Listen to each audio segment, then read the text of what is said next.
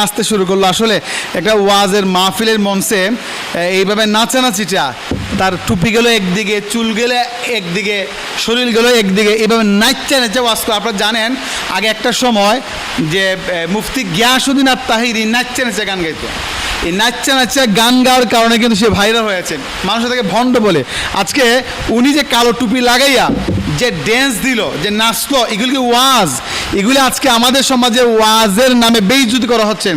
আপনারা জানেন তা'আমুল নাসিমুল হিকুন বিল ইজমা, নুরুল আনোয়ারের 7 পৃষ্ঠার মধ্যে আসছে যে ইজমা কোনটাকে ইজমা করেছেন, কখন ইজমা হয়। কোরআন সুন্নাহ, কোরআন হাদিস, ইজমা কিয়াস। কোরআন থেকে দলিল বলতে হবে, হাদিস থেকে দলিল বলতে হবে।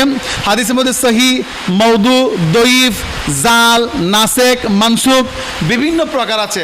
তারপরে আর সবচেয়ে বড় বিষয় যেটা, কোনো হাদিস নাই, কোনো কোরআন নাই, কোনো আয়াত নাই, কোনো সহি হাদিস নাই, আপনার কোনো আমলের কোনো কথা নাই।